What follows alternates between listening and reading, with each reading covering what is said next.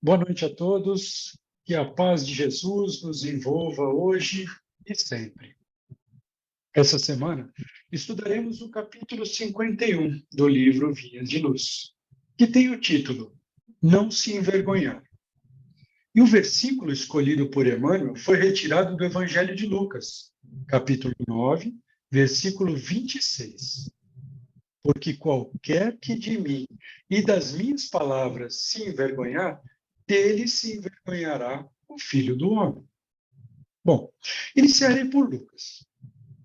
Ele, além do autor do terceiro evangelho do Novo Testamento, ele também escreveu o Atos dos Apóstolos. Sabemos que ele era médico e uma pessoa culta e educada.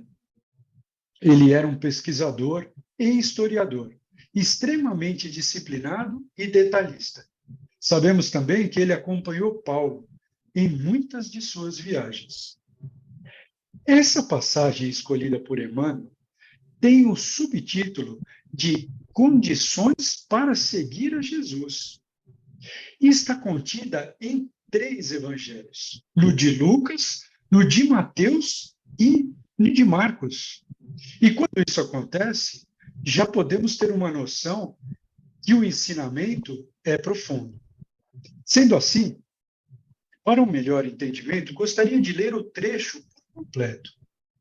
Condições para seguir a Jesus. Dizia ele a todos: se alguém quer vir após mim, renuncie a si mesmo, tome sua cruz cada dia e siga-me. Pois aquele que quiser salvar sua vida, a perderá. Mas o que perder sua vida por causa de mim, a salvará. Com efeito, que aproveita o homem ganhar o mundo inteiro, se perder ou arruinar a si mesmo? Pois quem se envergonhar de mim e das minhas palavras, o Filho do Homem dele se envergonhará, quando vier sua glória e na do Pai e dos santos anjos. Vamos entender um pouco sobre o contexto dessa passagem.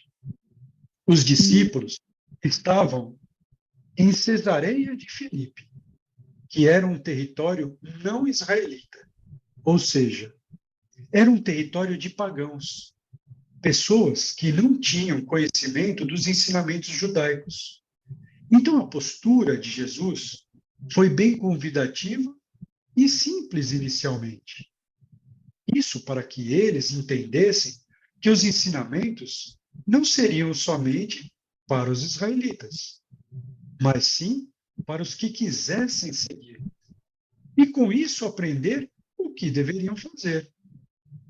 Então, Jesus basicamente diz: renuncie a si mesmo, tome sua cruz e siga-me. Vejam que nenhuma dessas condições colocadas por Jesus se prendem ao saber ou à intelectualidade, ou ao conhecimento. Elas não se prendem nem a dizer, nem a crer, e nem a acreditar. Mas todas elas se baseiam em ser. E veremos isso com mais detalhes. Mas antes, reparem que Jesus inicia assim: se alguém quer vir após mim. Porque o mestre diz a alguém quiser, que ele não simplesmente nos chama. Porque com isso Jesus convoca a vontade. Ele convoca a nossa vontade. Portanto, para seguirmos o mestre, inicialmente precisamos querer. Ou seja, ninguém é obrigado. É a vontade que imprime a necessidade no indivíduo. Ela deve ser absoluta e sem qualquer coação física ou moral. Leon Denis diz em seu livro Problema do Ser, do Destino e da Dor que a vontade sinaliza a maior das potências da alma. Ela é a grande impulsionadora do pensamento e do livre-arbítrio. E naquela parte, vir após mim. Se alguém quer vir após mim, isso significa que Jesus seria o guia. para este novo caminho. Agora, cabe lembrar da questão 625 do Livro dos Espíritos, aquela que tem a menor resposta dada pelos Espíritos. Acredito que todos já sabem qual é, mas vamos lá. Kardec pergunta assim: qual o tipo mais perfeito que Deus tem oferecido ao homem para lhe servir de modelo e guia? E os Espíritos são claros e objetivos: Jesus. Então, Jesus, mais uma vez, se apresenta como guia. Mas para que serve um guia? Normalmente, o guia serve para chegar onde queremos ou encontrar o que estamos procurando. Agora, quem não quer se deslocar não precisa de guia. Mas para aqueles que querem, ele se coloca como guia e apresenta algumas condições. A primeira condição: negue-se a si mesmo. Isso significa negar o personalismo, ou seja, buscar mais em si mesmo a essência. Com isso, preciso entender que hoje estou Carlos, eu não sou Carlos. Devo achar a minha essência e não o meu ego. Emmanuel diz assim: muitos aprendizes existem satisfeitos consigo mesmo, tão somente em razão de algumas afirmativas sonhadoras.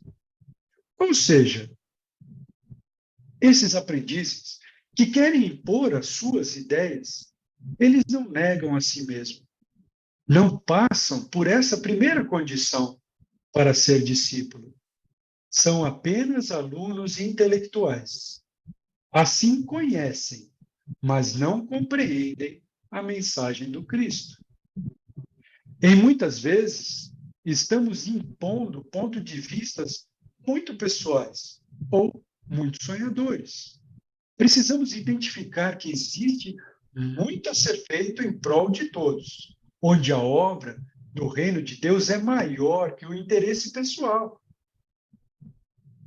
E identificamos que já acertamos algumas vezes, quando conseguimos abrir mão de alguns caprichos, ou nos dedicamos a fazer algo por alguém, mesmo nos sentindo um pouco prejudicados.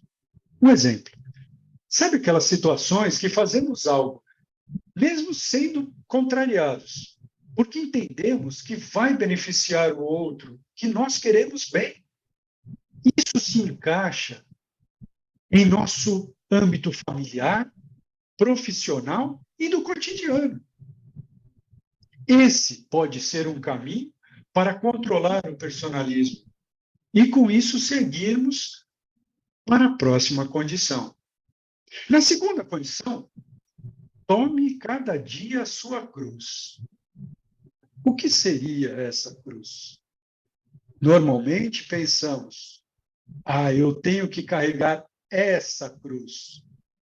Como se o outro fosse a minha cruz. Um familiar, um vizinho, ou uma pessoa difícil na nossa vida. Essa visão acaba sendo natural, porque a cruz significava a punição do pecado e da infâmia. Mas com Jesus, a cruz transformou-se em libertação e imortalidade. Então, pensando nisso, vejo que o meu corpo físico é o meu instrumento de aprendizado e de libertação. Então, aqui está a minha cruz. Lembremos que devemos carregar a própria cruz e não ser a cruz. Afinal, nós não somos a matéria. Carregamos essa matéria para que ela nos ensine e, com isso, possamos aprender. E essa cruz, juntamente com a nossa personalidade, tem que ser carregada até o final, até o nosso Gólgota. Por maior que sejam nossas angústias, nossas dores ou nossas dificuldades. Devemos viver a vida valorizando esse processo, pois esse é o caminho certo da evolução e da felicidade. Então eu, com a minha cruz, terei experiências difíceis, isso com outras pessoas, para que com isso possa aprender a me transformar. Porque tendo Jesus como guia e modelo, eu saberei o caminho. Com isso, consigo ver que essas dificuldades do cotidiano são as bênçãos que necessitamos para desenvolvermos o amor. Chico Xavier dizia que todo mundo evolui desidratando, seja pelo suor com o trabalho, ou seja pelas lágrimas do sofrimento.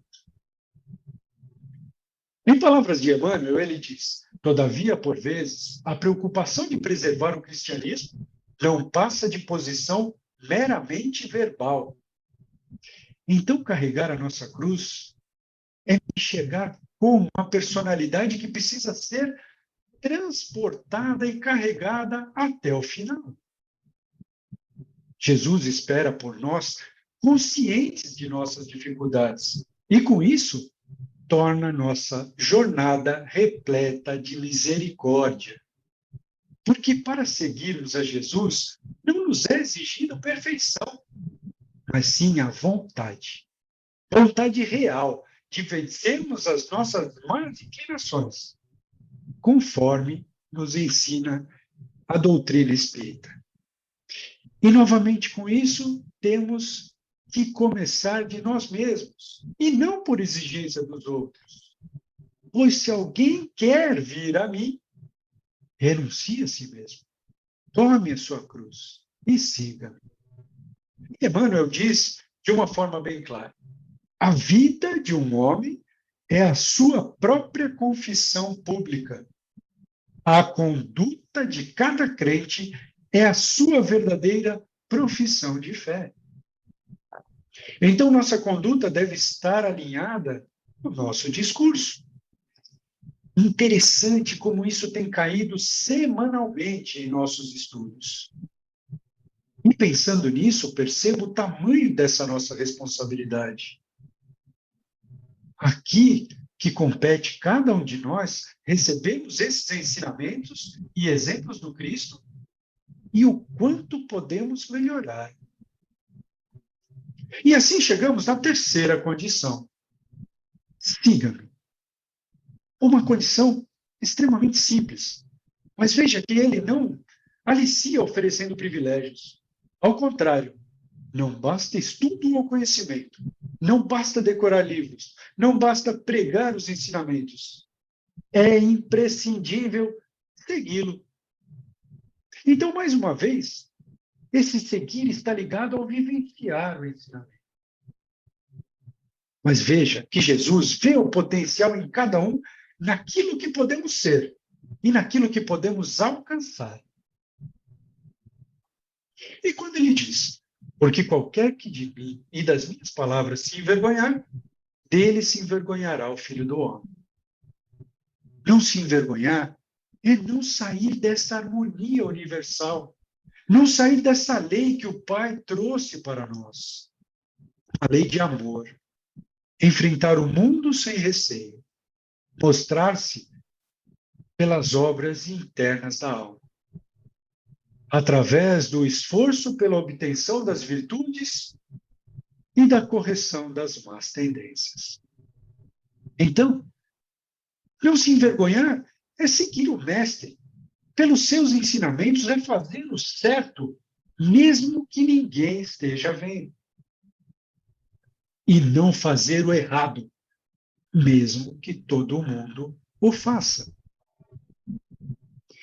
Às vezes é difícil manter uma postura cristã, pois os valores da sociedade estão invertidos. Mas o convite é esse, de nos mantermos íntegros em nossa consciência. Para finalizar, gostaria de compartilhar um pedaço da história de Joana de Cusa. Essa história é contada no livro Boa Nova. Esse livro foi editado por Humberto de Campos, psicografado por Chico Xavier. E essa história também ela dá muito mais detalhes por Divaldo Franco em uma de suas palestras. Joana era uma cidadã romana, casada com um funcionário de alto escalão do governo. Tinha uma vida confortável e com muitos bens materiais. Ela se converte ao cristianismo devido a alguns problemas conjugais. Decide abandonar o marido e seguir o mestre. Mas Jesus, em conversa direta com Joana, a orienta a voltar para casa e seguir os seus deveres matrimoniais.